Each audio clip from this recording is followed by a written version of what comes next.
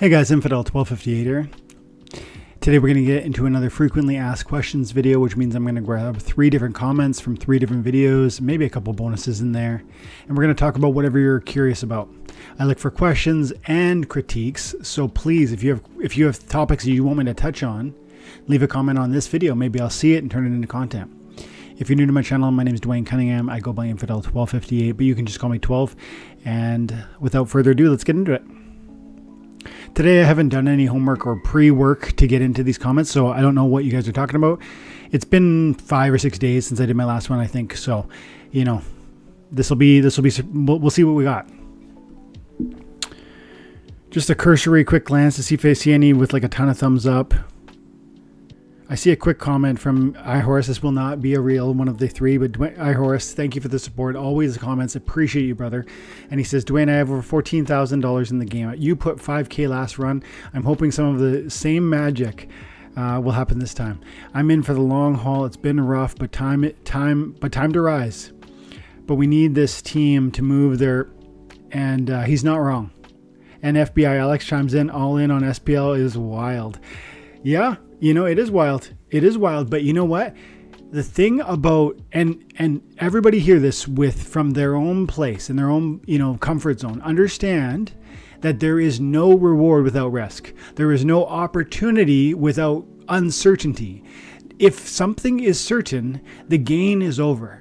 If something is the degree to which there remains any uncertainty within any investment, the most secure investment has some uncertainty. And that's the degree and basis and opportunity for gain, even in that world. And know that every investment has opportunity for great loss, but only some have opportunity for great gain. And that doesn't mean that you need to conclude, like iHorse or myself, that Splinterlands is that place for great gain. That's a separate conversation. But it is possible to review these things thoughtfully and critically and come away with an opinion that Splinterlands is a place where you would be willing to ride that risk and seek that opportunity. But know this, there is no opportunity without risk, period. Just full stop. So if we imagine that there's something like gold or real estate or, the US dollar, which is, some people think bonds are safe. They've been safe for, X number of years, but man, even something of that sort of ilk has its blow up moment. And I would argue that's closer than many think. So anyways, I'll leave that alone, but great comment. Thank you. Let's grab this one here. So I did a video called Cheaper Packs is Not a Good Thing. And I talked in this about a comment from a Splinterlands town hall where somebody asked, what about making $1 or $2 packs in the future? It might be better because more people could get involved. And I said, I don't think that's a good idea for a number of reasons. But maybe the summary of it would be that if we release cheaper packs, we make everyone capable of owning them. Any asset that can be owned by everybody is not desirable by anybody. Do you see what I mean? If everyone has it, no one needs it.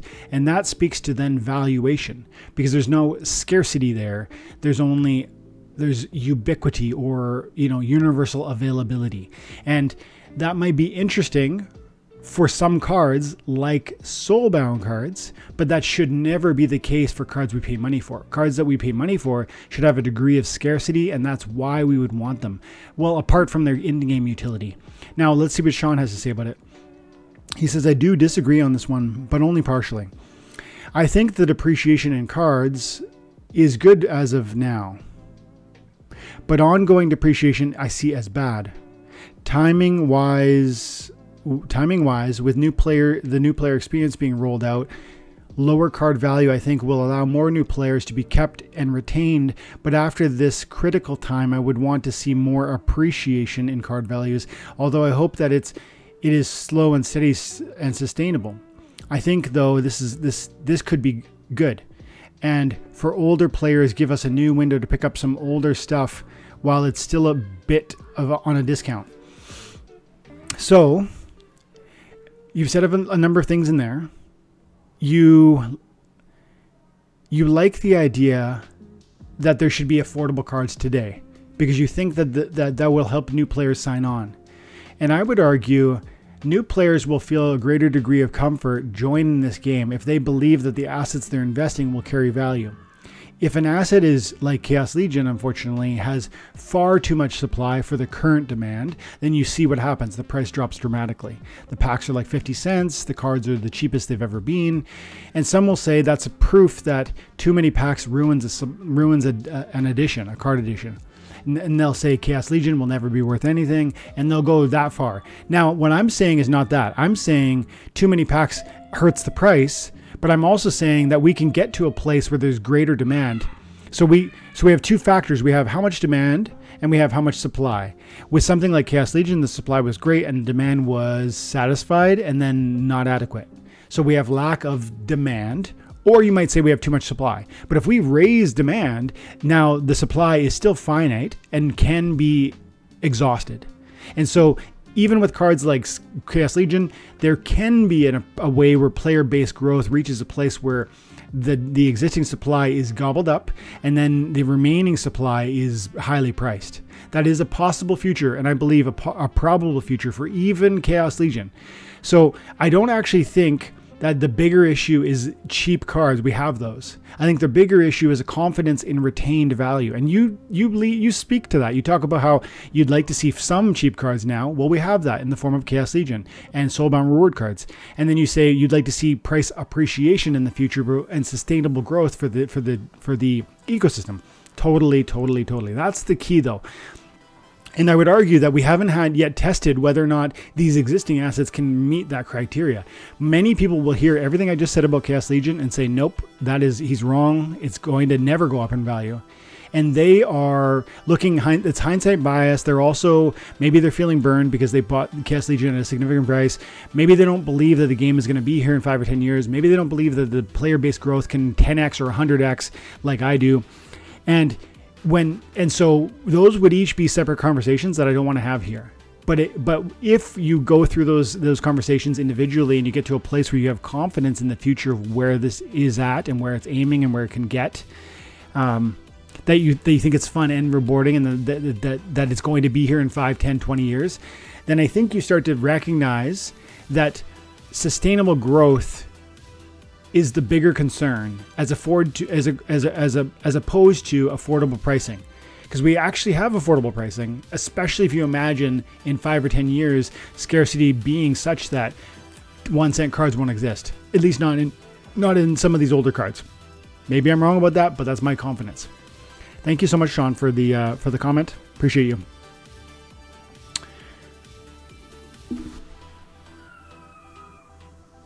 Okay.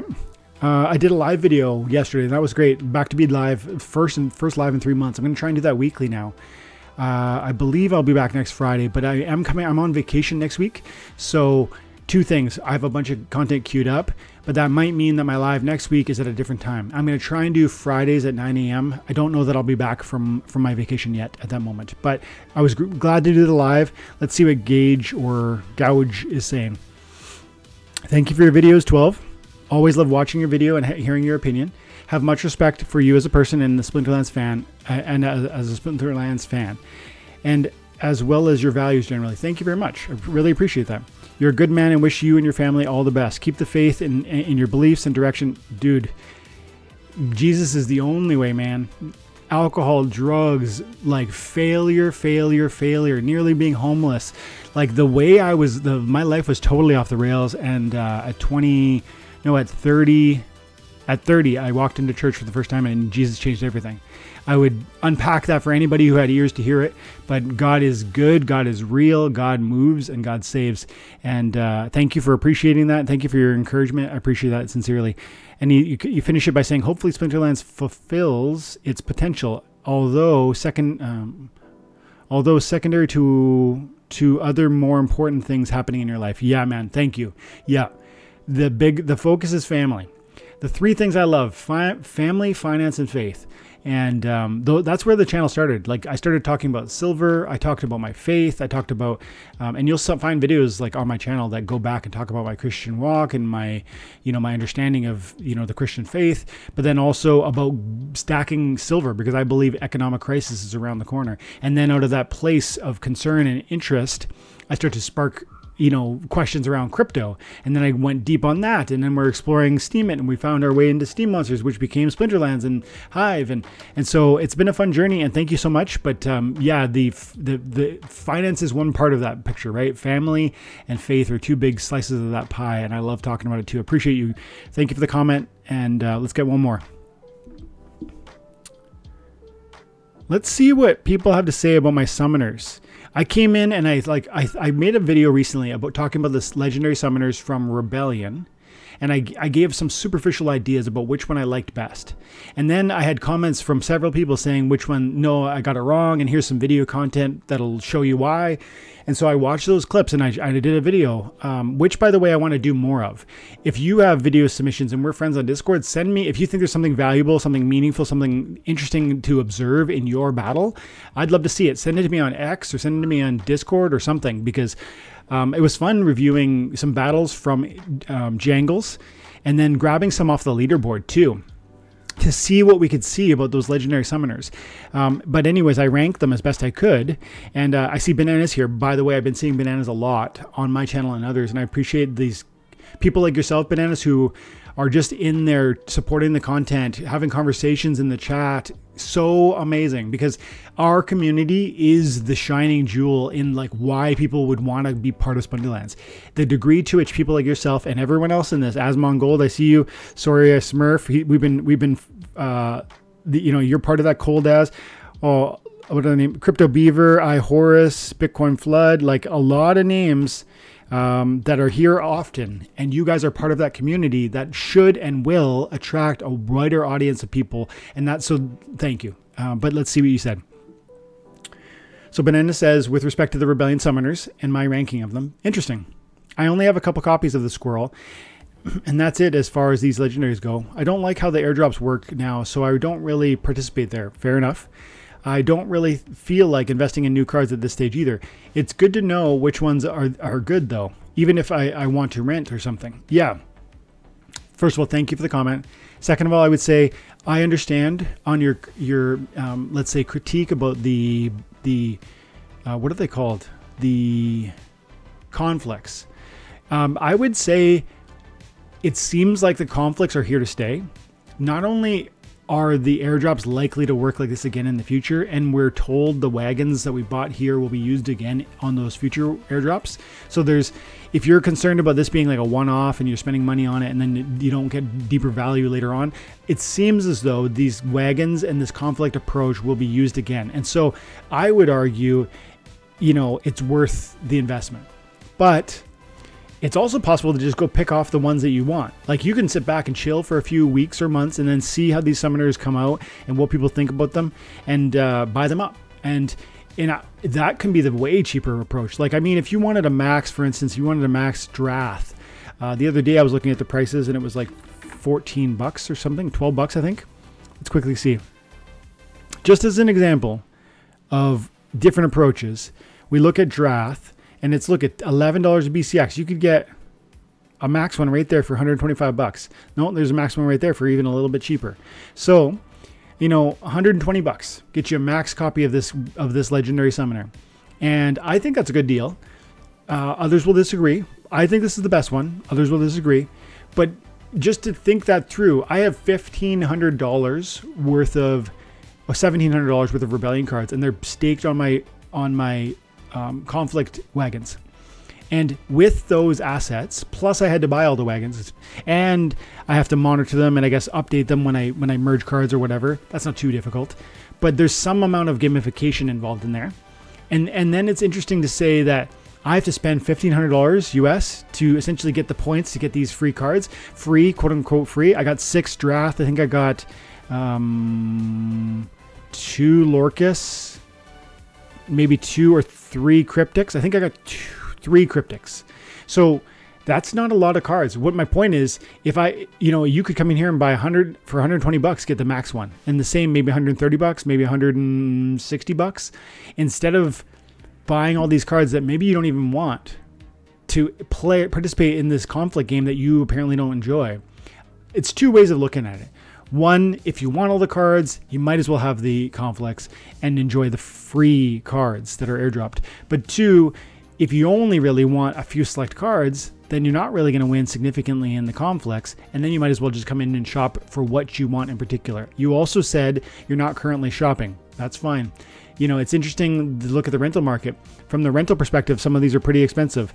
And that's to be expected because people are using them. You can't rent them and put them on the wagon. And so that is affecting scarcity.